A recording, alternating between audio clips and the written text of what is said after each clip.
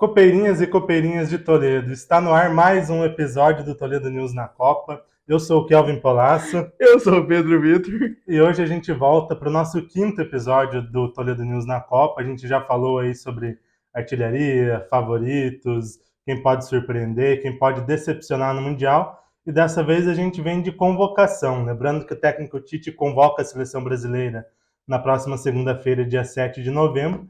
E hoje a gente traz aqui qual seria a nossa convocação para esse Mundial, né, Pedro? Depois de inúmeras crises de risco que eu conferi, vamos nós com os 26 nomes que a gente escolheu para a nossa convocação. São 3 goleiros, a gente escolheu 2 laterais esquerdos, 5 zagueiros, 1 apenas lateral direito, que a gente vai explicar o motivo depois, 3 volantes, 3 meias, 3 pontas esquerdas, 3 pontas direitas e 3 centroavantes. E vamos começar do começo, né? Vamos começar pelos goleiros. Vamos começar do começo. Vamos começar do início. Goleiros. Alisson e Ederson a gente concordou que vão ser as nossas escolhas. Eu optei para ser o terceiro goleiro, o Santos. E você? O Everton. Então, acho que falando primeiro do Alisson e do Ederson, acho que é unanimidade. Os dois estão ali entre os 5, 7 melhores goleiros do mundo. Então não tem muito o que dizer.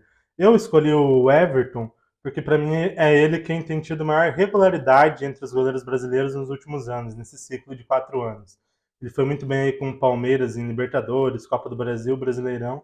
Então, para mim, ele é quem teve a melhor regularidade, tanto entre os goleiros que atuam no futebol brasileiro, quanto os que atuam no futebol europeu. Então, para mim, o Everton seria esse terceiro nome. Para mim, eu fui para o Santos já pelo lado oposto. Eu acho que Alisson e Ederson, de fato, são goleiros muito regulares, mas eu olho o Santos como um goleiro especializado, um catador de pênalti. É aquele goleiro que você pode colocar no momento decisivo que ele vai te dar o resultado. Porque, pensando um pouquinho igual a seleção holandesa fez lá em 2014, quando colocou o Silensen nas cobranças de pênalti, ele fez aquelas defesas milagrosas que levaram a seleção holandesa até aquela semifinal. Lateral esquerda, concordamos em Alexandre e Alex Telles. Por quê? Eu acho que foi uma unanimidade. Eu acho que Alexandre e Alex Telles não são unanimidades, mas eles foram pelo cenário de laterais, que o Brasil vem enfrentando muitas dificuldades nos últimos anos. A gente tem o Marcelo, que é um lateral esquerdo brilhante, mas que está em uma fase há algum tempo, já está no futebol grego. O Renan Lodge apareceu muito bem e depois caiu, já está no Nottingham Forest, nem é titular absoluto lá. E a gente tem também o Arana, que veio muito bem, mas infelizmente lesionou o joelho. Então os mais regulares acabaram sendo o Alexandre e Alex Telles e ficando nesses dois. Né? A gente selecionou quem tá bem, então, basicamente, né? É, foi mais ou menos isso. Nossa zagueirada, a gente concordou com os nossos 5 nomes. Thiago Silva, Militão, que também é lateral direito, Marquinhos, Gabriel Magalhães e Bremer. Falando desses 5 nomes, eu acho que Thiago Silva e Marquinhos, a zaga titular, acho que não tem contestação nenhuma, estão entre os melhores zagueiros do mundo. O Militão também está galgando esse lugar entre os melhores zagueiros do mundo, então é uma unanimidade. Aí a gente tem o Bremer e o Gabriel Magalhães, que dentre os zagueiros mais novos são quem estão aparecendo aí com mais qualidade, com mais tempo em alto nível. O Gabriel Magalhães titular no Arsenal, e o Bremer chegou nessa temporada para a Juventus e é titular, né?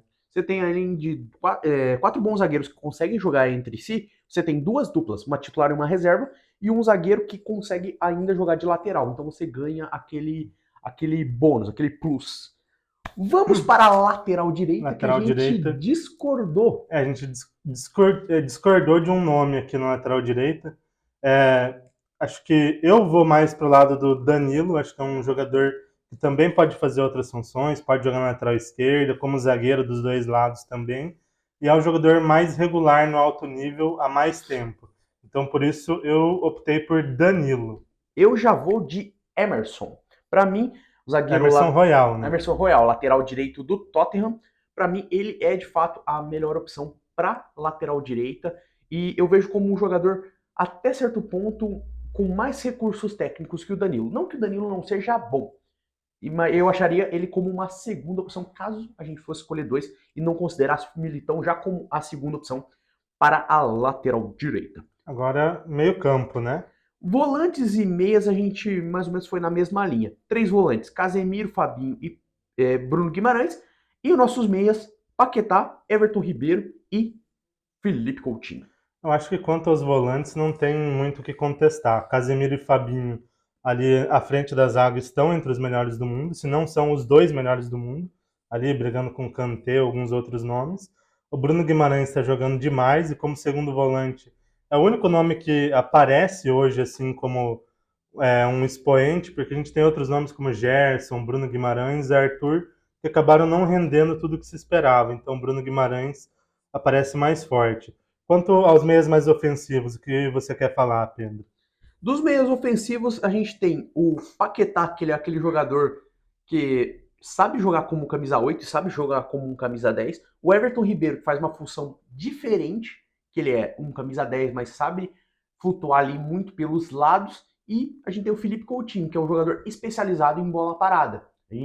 A gente buscou ter 3 meio-campistas de características diferentes. Você tem um meia que volta muito para marcar, você tem o Ribeiro, que é o 10, que se movimenta muito, e você tem o Coutinho, que é um jogador um pouco mais plantado, a gente pode pensar ele como aquele 10 mais 10 mais clássico, clássico, exatamente, mas com um cara que tem a habilidade da bola parada. Se precisar de uma falta, de um pênalti ali, ele é um jogador e que é um cara decide. com mais rodagem no futebol europeu, né? Barcelona, Inter, Bayern de Munique, que já decidiu em muitos momentos decisivos. Então acho que isso pesa um pouco para ele mesmo em momentos um pouco mais difíceis da carreira, né? É aquele famoso, a gente sabe que não vai pipocar. É, isso mesmo. Pontas esquerdas. A gente foi de Vini Júnior, a gente considerou o Neymar como ponta esquerda, para a gente conseguir acertar aqui a numeração. No último lugar, Kelvin foi de Gabriel Martinelli. Eu fui de Gustavo Scarpa. Por que Martinelli?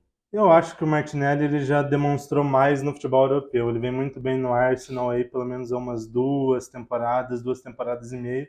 Então eu prefiro um jogador mais gabaritado, mais testado no futebol europeu do que alguém aqui do futebol brasileiro que a gente não sabe como que vai ser o enfrentamento dele lá com defesas mais fortes, defesas europeias. Então por isso eu optei pelo Gabriel Martinelli, que vive uma fase incrível lá no Arsenal.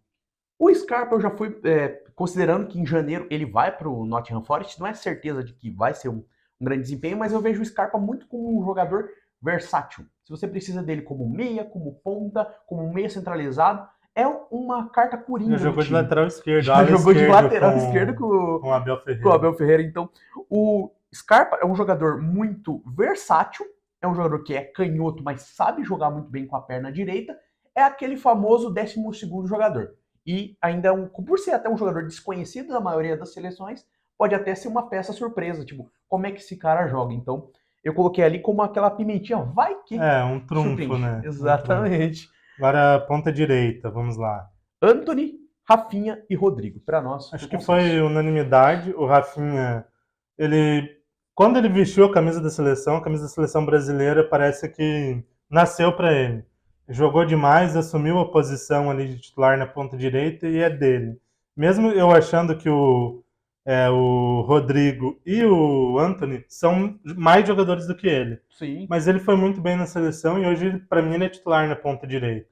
Aí falando de Anthony e Rodrigo, acho que os últimos anos dos dois são excelentes. O Anthony muito bem no Ajax e agora começando bem no Manchester United.